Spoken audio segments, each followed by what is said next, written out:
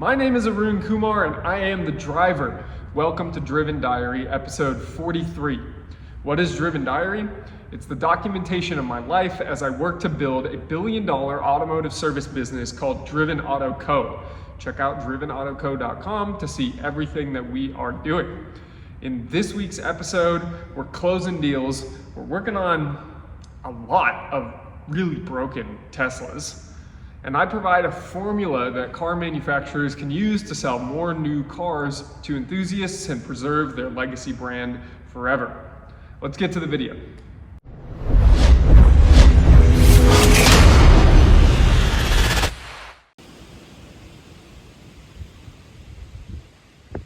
Sunday afternoon or evening, it's like getting on 8 p.m. and we're washing some cars. Got the truck done. I haven't washed that thing in like 3-4 months, and it was covered in pollen, bird poop, spider webs, so I think it's in much better shape now. Now it's time for Evelyn's Model 3, but I love washing cars, getting that sort of reunification with the car through washing it, getting to know, all of it, every inch of it. Sounds kind of sexual, but it is what it is.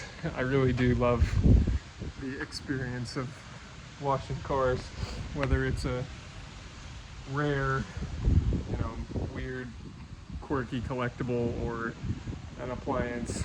I feel like I just get to know Evelyn a little better because she, puts a ton of miles on that car, and it's kind of like a, good connection, feel like, oh yeah, I get to know what my wife is up to a bit more. Not like I'm going through the car and going through her stuff, but just that's all I'm getting at. I love washing cars, and I'm doing it this Sunday evening.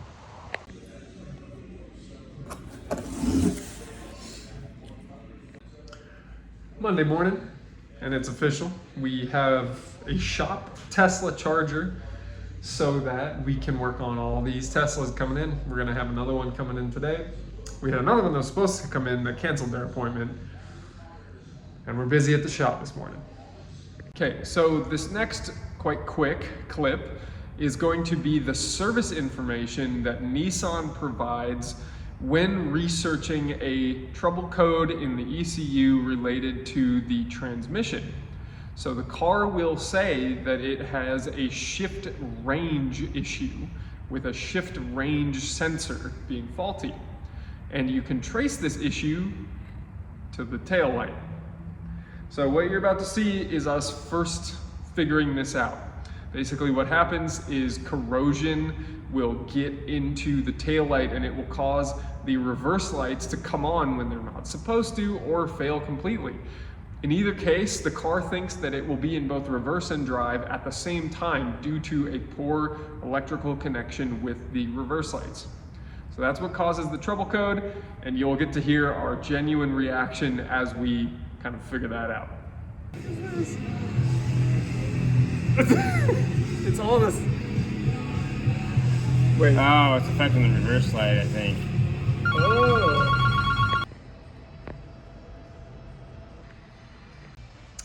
Dog's on high alert. I'm on high alert. I feel like I've got a billion things going on, balls in the air right now.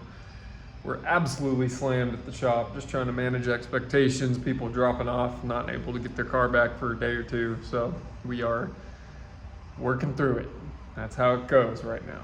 But slammed. Tuesday, 12:22 p.m. I'll walk you around. That's all I got.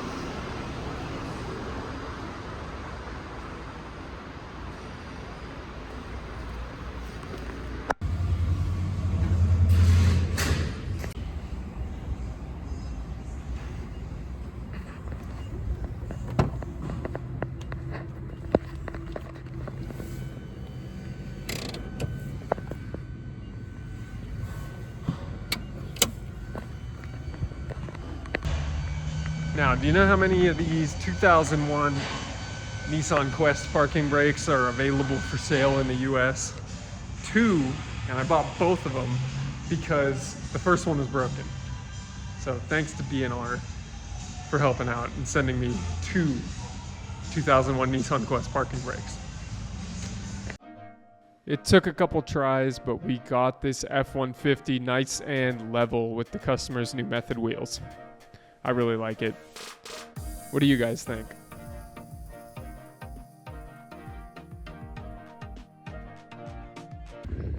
Thursday morning, and on Thursdays, we do the outdoor workout in the morning because I go to physical therapy in the middle of the day, which is in and of itself a workout. So I get the morning workout out of the way, get the indoor workout done in the middle of the day, and I don't work out in the evening. And that evening workout is always a mental challenge for me, to just get my ass back out of the house after a long, hard day and tired and don't want to do anything, and it's probably hot out, and last thing you want to do is work out. That's what you're doing. Anyways, shot a couple clips yesterday. You saw the F-150 there at the end of the day.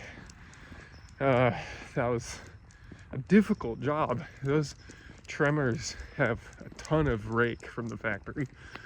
So we lowered the rear, raised the front, and we got it level. But the customer basically wanted a lower level setup than the one he already had on there. So it came in lifted, and we lowered it to something closer to factory. Very interesting. So I just saw an email this morning that basically said the Nissan has revealed the Heritage Edition Z, the new Z, and that car's barely been out for like a year and they're already making a Heritage Edition. It's not very popular. You don't see very many of them out there. What's up with that? I was expecting to see as many of them as you see Supras, Mark V Supras, but you don't. What's up with that? I don't know, but I would imagine part of the story is the price. It's like $50,000+ for that car. I want to see a Japanese, German, or American manufacturer that makes a rear-wheel drive, front-engined, not big power, not necessarily, but a rear-wheel drive, front-engined, simple sports car. And then sells it for 30 grand, 35, like a Model 3, and offers really good financing rates on it. That thing will hold its value. That thing will sell. And if you recycle some of your existing platforms, just use your existing chassis. But you don't need to put all the bells and whistles into it. Just make a basic car. The enthusiasts will love it. They'll have a secondary market for years. It will transform the way your brand is remembered in history by the people who influence the car buying decisions of those around them. So, it's my suggestion. Who's gonna go do it? I thought about basically putting a rear-wheel drive K-Series setup, K24 Honda motor in a BMW E36 chassis. You do something like that, you give it a 5-speed or 6-speed, you give it an automatic version, and then you see what happens. Do whatever you need to do to meet current regulations and all that. It'd even be fuel efficient. And I bet you could get 300 horsepower out of them from factory. Let's see it, folks. Who's gonna do that? All right, that's all for this morning. This is a new one. All right, so this next clip is something where I don't know how long Tesla owners are going to be afflicted by this issue. The front upper control arms on Model 3s, and specifically the ones that we have seen this problem on, is 2018s and 2019s, but hard to say if 2020 and so on are also experiencing the same issue yet, have an issue where the upper control arms will develop a horrific creaking noise. And this creaking noise is caused by the mounting point for the ball joint at the end of the control arm basically weakening. And over time, I imagine this would cause a crack. Most customers, most Tesla drivers are not letting it get that far because the creaking is so unbearably loud and annoying that you have to replace these parts pretty much immediately. So every customer that's brought it in with this issue, we are able to properly diagnose upper control arms are creaking and we get them replaced.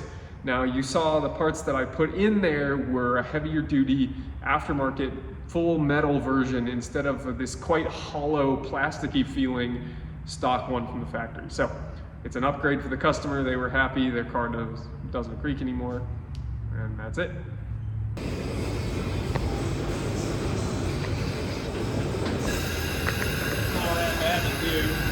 Yeah. Friday, 4:25 p.m. Everybody's gone for the day.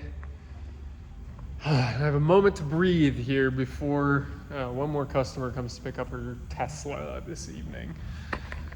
So, haven't filmed much the last couple days, but I had a very interesting time this week with a couple of different deals that I cannot talk about, but today everything all at once came to fruition. And within 4 hours, I think, of this morning into the afternoon, I had 4 different deals take a huge step forwards, which is extremely exciting. So there's one more big one I'm waiting on, but I sent a wire and I'm expecting a truck coming soon. So that won't be till next week's video, but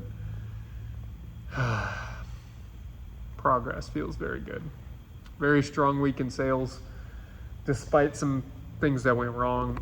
It turns out if you have a Model 3 and you replace one headlight, you have to replace both headlights if your car had a certain specification of a headlight on when it was first installed. So this is a 2019. It has this problem. We've gone through 1, 2, 3 headlights and we figured out the problem, fortunately, but painful. We'll get after it. And what else is going on? I'll show you around the shop here.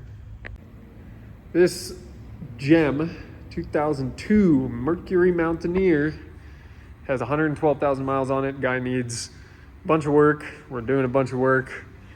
Sonata's got nothing to do this weekend.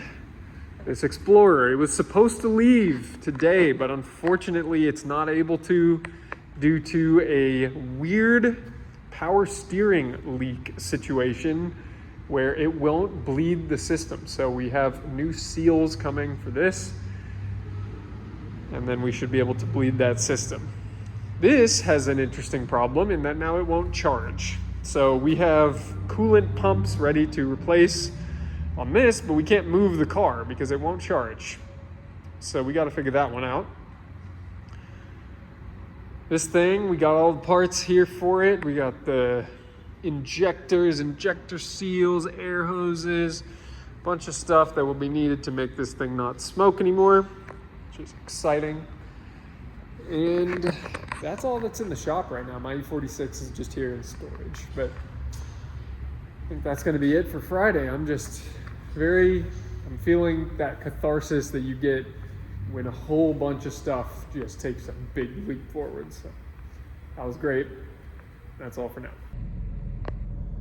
Saturday, 12:19 a.m. We're at the shop. You can't even see, but we're at the shop because I got a call that the power's out, and really it was a call that my security system panel has lost power, which you can't really tell, but in there There's a red light blinking for the power out. But it appears nobody's breaking into the shop at this particular moment in time. So with that, I'm gonna head back home, get back in bed. Can you tell I'm traumatized about this shit?